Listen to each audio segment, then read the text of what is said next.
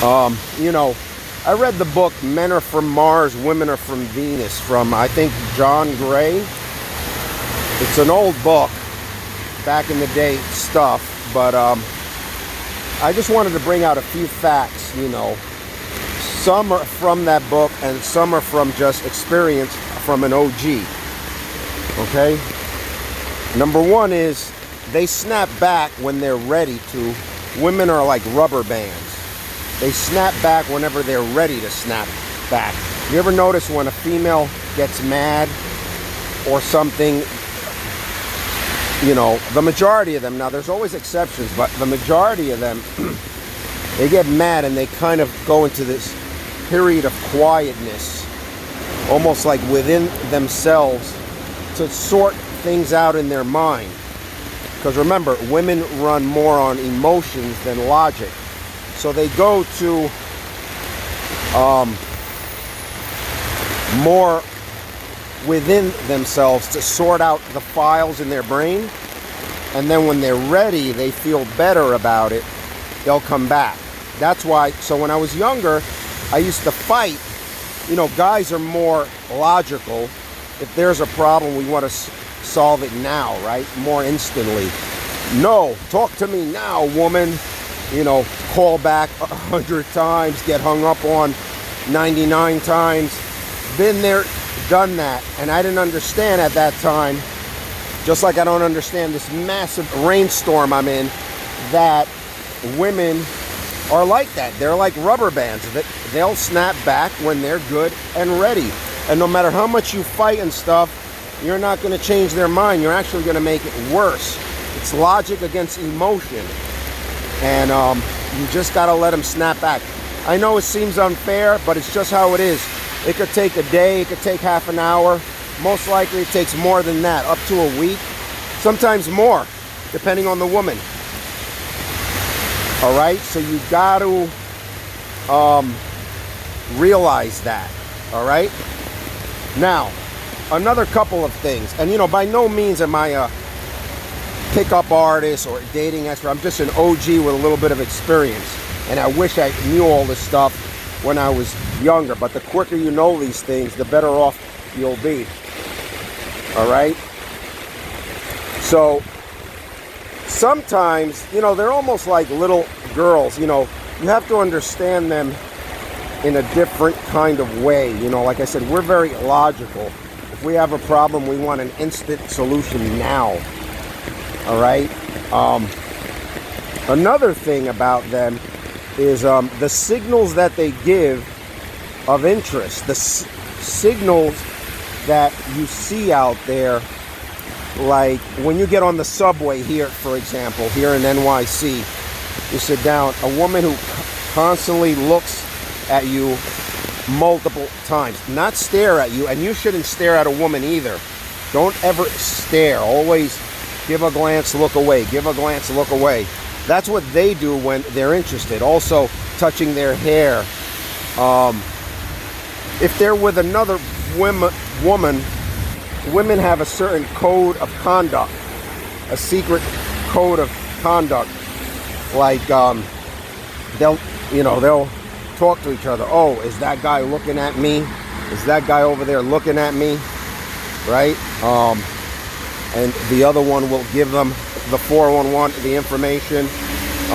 Also, another thing on a code of conduct amongst women, they'll never tell each other, if one woman says to the other, oh, do I look good in this dress? Or does my hair look good?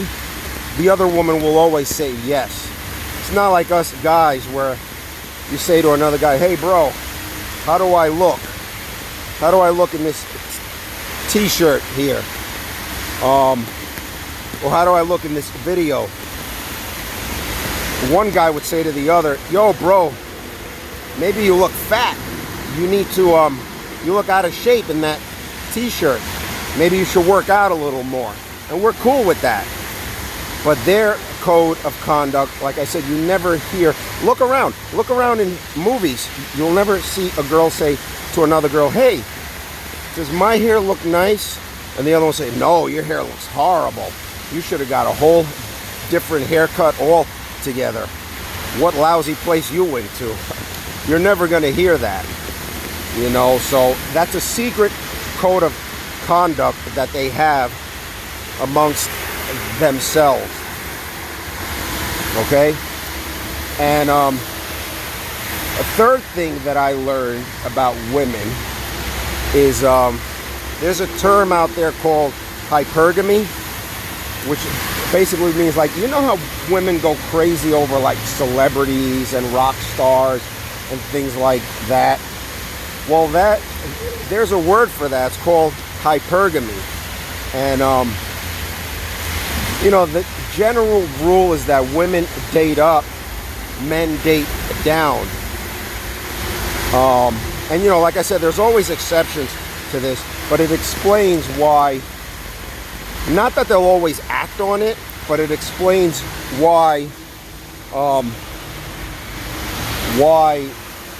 women go crazy over rock stars, celebrities, and things like that. Whereas a man, not that we'll take anything we can get, but usually you always hear, like, if a man cheats on his woman, it's, oh, with that ugly girl or that lesser, you know, of a girl. Men are foolish. Sometimes we just want sex or whatever, so we do foolish things. But yeah, you know, I never used to understand that either when I was younger. I used to get jealous sitting down with a girl watching a TV show, and she used to see I don't know, Burt Reynolds back in the day, and say, oh man, look at what a hunk he is. And I'd sit there and be like, what? I look better than Burt Reynolds. I mean, it's just, okay, he's got money, you know, that's the only difference, but it's part of their hypergamy. They're always looking to date up. Now, I'm not saying they always act on it, you know, because they don't. You know, there's women that will stay loyal to their man, husband, what have you, for good or for a while. You know, and that's another thing. You know, in the short term, I think women look for, yes, appearance, looks, if you're that quote-unquote cool guy. But then over time, as the relationship evolves, because that's what it does, it evolves. Relationships evolve. They don't stay the same as when you don't live together, as when you were dating and going to the movies, and each of you would go back to your parents' house or your own house, your own place. So they do evolve. And what was I saying? They evolve. And in the short term, they do look for that initial vibe you have, that initial coolness. But in the long term, what they're looking for, because it's how the female brain works, is that you're a good provider. And that, of course, means financially. You know, can you provide a decent existence for the woman? You know, if you're a good provider.